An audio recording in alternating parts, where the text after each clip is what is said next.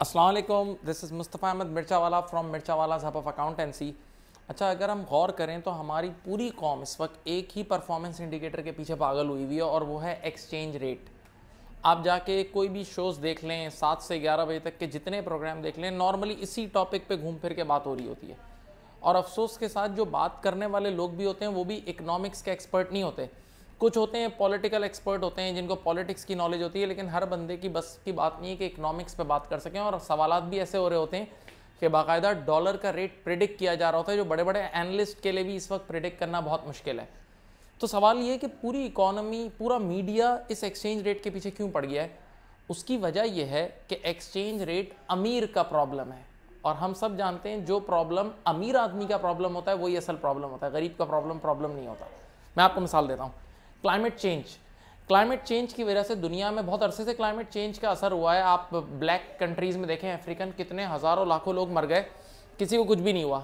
लेकिन जैसे ही ये क्लाइमेट चेंज यूरोप और इन गोरे कंट्रीज़ में आया तो आप देखें पूरी दुनिया में आवाज़ उठना शुरू हो गई, कॉन्फ्रेंसेज होना शुरू हो गए, फंड जनरेट होना शुरू हो गए। तो मालूम हुआ कि अमीर का दर्द दर्द है, गरीब का दर्द दर्द नहीं है। और ये अमीर का दर्द क्यों है एक्सचेंज रेट? भाई जैसे जैसे हमारी करेंसी डेप्रिशिएट होती है तो अमीरों की हर चीज़ ही समझ लें डॉलर बेस्ड है।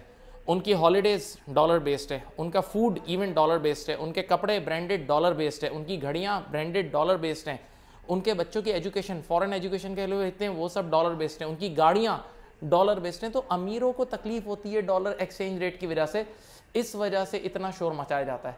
और अब इस शोर के चक्कर में गवर्नमेंट पर भी इतना प्रेशर आ जाता है कि उनका भी एक ही मकसद होता है कि भाई अब किसी तरह भागो और ये ब्रिज को कम, इस गैप को कम करो जो इंपोर्ट्स और एक्सपोर्ट्स का है। तो उसकी वजह से हम देख रहे हैं कि सिवियर इंपोर्ट बैन हमारे पास नज़र आ रहे हैं, और ऐसा इंपोर्ट बैन नज़र आ रहा है कि ज़रूरत की चीज़ें भी अब इंपोर्ट नहीं कर पा रहे, यानी इतनी सख्ती है।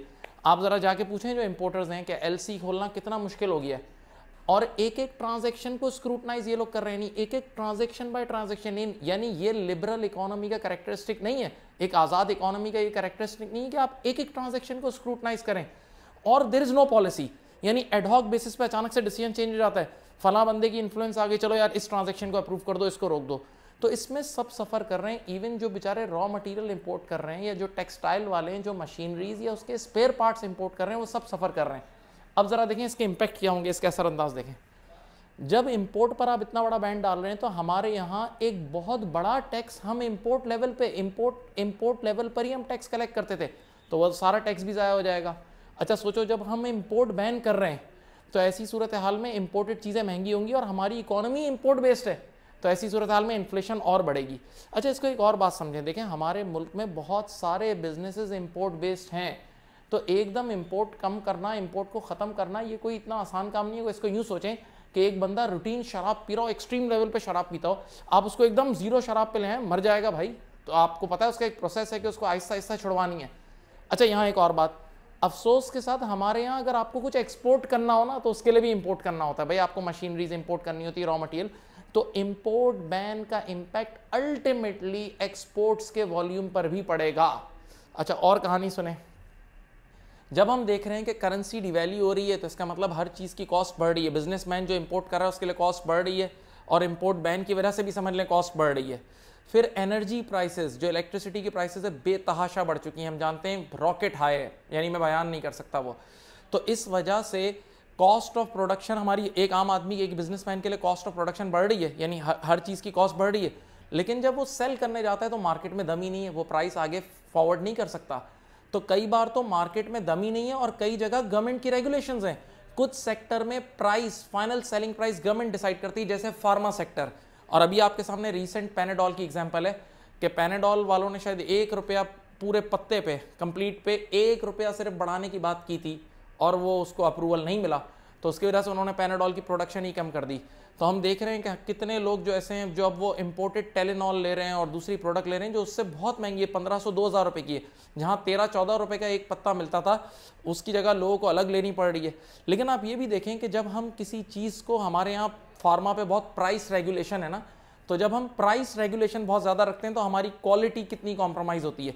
आप पाकिस्तान में बनी हुई पैनाडोल और फॉरेन कंट्रीज़ की पैनाडोल का फ़र्क देख लें। मैं बेशक कंपेयर नहीं करना चाहिए, मुल्कों में फ़र्क है, स्ट्रेंथ में फ़र्क है, लेकिन आप देख लें कि वहाँ पैनाडोल की कितनी वैरायटीज आती हैं, पैनाडोल एक्स्ट्रा, ये प्लस वो प्लस। हमारे यहाँ वो नहीं है, क्योंकि ऑब्वियस सी बात है आप बिजनेसमैन को कमाने ही नहीं दोगे तो वो ना रिसर्च एंड डेवलपमेंट पे खर्चा करेगा ना आगे बढ़ेगा। और कहानी सुने, इंपोर्ट की वजह से तो कितने बिजनेस पिट गए, अब कुछ बिजनेसेस वर्किंग कैपिटल की वजह से पिट रहे हैं। सर क्या मतलब, अगर आप गौर करें तो भाई इकोनॉमी में रिस्क हाई हो गया, इस वक्त रिस्क हाई है, तो बैंक्स भी वर्किंग कैपिटल के लिए भी शॉर्ट टर्म ओवरड्राफ्ट देते हुए डर रहे हैं, यानी उन्होंने भी अपनी लिमिट्स कम कर दी है। तो जो बेचारे रहे सहे बिजनेस थे उनकी वर्किंग कैपिटल की हालत की वजह से उनकी हालत खराब हो गई है। फिर कितने बिजनेसेस ऐसे हैं जो फिक्स कॉस्ट, जब कॉस्ट इतनी बढ़ गई है तो वो फिक्स कॉस्ट बेयर नहीं कर पा रहे और वो इस वजह से भी शट डाउन हो रहे हैं कि भाई फिक्स कॉस्ट बहुत ज़्यादा है, नेगेटिव मार्जिन तक बात आ गई है, तो वो अपने बिजनेस शट डाउन कर रहे हैं, जिसकी वजह से इकोनॉमी पे इंपैक्ट आ रहा है। अच्छा, कुछ बिजनेसेस ऐसे भी हैं जो कह रहे हैं कि अगर हम यहाँ प्रोडक्शन करते हैं ना पाकिस्तान में, तो हमारी प्रोडक्शन कॉस्ट ज़्यादा है, इससे बेहतर है हम डायरेक्ट खरीद के बेच दें। तो कुछ लोगों ने इस वजह से भी अपने बिजनेस क्लोज डाउन कर दिए कि भाई डायरेक्ट वो घुमा के ही बेच रहे हैं, तो अल्टीमेटली इससे भी अनएम्प्लॉयमेंट और ये सब चीज़ें बढ़ेगी। अच्छा, ये जितनी भी कहानी मैंने आपको सुनाई, इसकी वजह से अल्टीमेटली क्या होगा, शॉर्टेज होगी प्रोडक्ट्स की। भाई प्रोडक्ट्स जब यहाँ बनेगी नहीं, इंपोर्ट बैन है, प्रोडक्शन शॉर्टेज हो गई है, जो मैंने सारे रीजन दिए, तो चीज़ों की शॉर्टेज, अल्टीमेटली बहुत सारी चीज़ें हमारे मुल्क में शॉर्ट हो जाएंगी। अच्छा, इसका एक इम्पैक्ट ये भी आ सकता है कि जब लोगों के प्रॉफिट मार्जिन गिर जाएंगे तो लोग क्वालिटी ऑफ प्रोडक्ट गिरा देंगे, यानी इस इकोनॉमी में फिर अच्छी क्वालिटी की प्रोडक्ट मिलना आपके लिए मुश्किल हो जाएगी। अच्छा, इसका एक इम्पैक्ट और ये भी आ सकता है कि अगर एक पूरी सप्लाई चेन है और उसमें एक कंपनी बुरी तरह मुतासर हो गई तो पूरी सप्लाई चेन पे असर आ सकता है, तो उसकी वजह से भी आपके पास इन्फ्लेशन और दूसरे इश्यूज और आपके अनएम्प्लॉयमेंट के इश्यूज क्रिएट होंगे।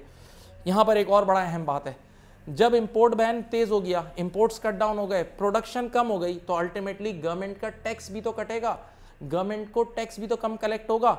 जब टैक्स कम कलेक्ट होगा तो आईएमएफ की कंडीशंस ब्रीच हो जाएंगी। भाई आईएमएफ ने कहा है ना आपने इतना सारा टैक्स कलेक्ट करना है, तो अब गवर्नमेंट क्या करेगी, फिर क्या ऑप्शन क्या रह गया, फिर उन्हीं इदारों पे टैक्स लगेगा जो बेचारे ऑलरेडी टैक्स दे रहे हैं और जो बेचारे सुपर टैक्स दे रहे हैं, तो उन पे जो ऑलरेडी टैक्स देने वाले जो शरीफ लोग हैं उन पर और डबल टैक्स लग जाएगा। तो मुमकिन है वो भी भाग जाएं, वो भी अपना क्लोजर कर लें, सोचें, या वो भी प्रोडक्शन कट डाउन कर दें। ये सारे मसले मसाइल हैं। अच्छा, यहाँ पर एक और बहुत अहम बात है कि जब आप, सीधी बात है, उसूल है, जब किसी चीज़ को आप बैन करके रोकते हो ना तो फिर उसकी ब्लैक मार्केट शुरू हो जाती है, फिर वो दूसरे रास्ते से शुरू हो जाता है। तो भाई जब आप बैन करते हो ना किसी, जैसे आपने इंपोर्ट पे बैन लगा दी, तो अब कुछ बड़ी मछलियाँ, बिग फिश हैं, उनको तो वो चीज़ चाहिए, तो वो तो डीलर्स को जाके पे करते हैं, भाई हमें तो ये चीज़ चाहिए, तो फिर बाकायदा ओपन मार्केट से डॉलर खरीद के वो डॉलर भिजवाते हैं और फिर वो अपनी चीज़ें मंगवा रहे हैं। तो उसकी वजह से ओपन मार्केट पे भी एक्सचेंज रेट पे बहुत बड़ा इंपैक्ट आ रहा है बिकॉज ऑफ दिस, क्योंकि आपने लीगल चैनल बंद कर दिया। ये this is the very routine thing जो नॉर्मल मार्केट न्यूज़ है ये। अच्छा, रही सही, अल्लाह माफ़ करे, जो वैसे ही हालात ख़राब थे उसमें फ्लड आ गया, तो उसका भी बहुत ज़्यादा इंपैक्ट है, जिसकी वजह से फिस्कल डेफिसिट हाई है, इन्फ्लेशन हाई है, ग्रोथ लो है और अनएम्प्लॉयमेंट भी ज़्यादा है। लेकिन अगर आप गौर करें तो पूरी इकॉनमी, जो मैंने आपको स्टार्टिंग में बोला था, सिर्फ एक्सचेंज रेट के पीछे पड़ गई और उसकी वजह से अजीब व गरीब पॉलिसी और बाकी बहुत सारे मेजर फैक्टर्स को अब हम भूल ही गए। ह्यूमन राइट्स के, जेंडर्स की जो हमारे यहाँ डिस्क्रिमिनेशन चल रही है और राइट्स के इतने इशूज़ हैं, वो सब भूल गए। उम्मीद है आपको ये बातें समझ में आएंगी। इस वीडियो को ज़रूर शेयर कीजिएगा और अपना बहुत ज़्यादा ख्याल रखें। अल्लाह हाफ़िज़।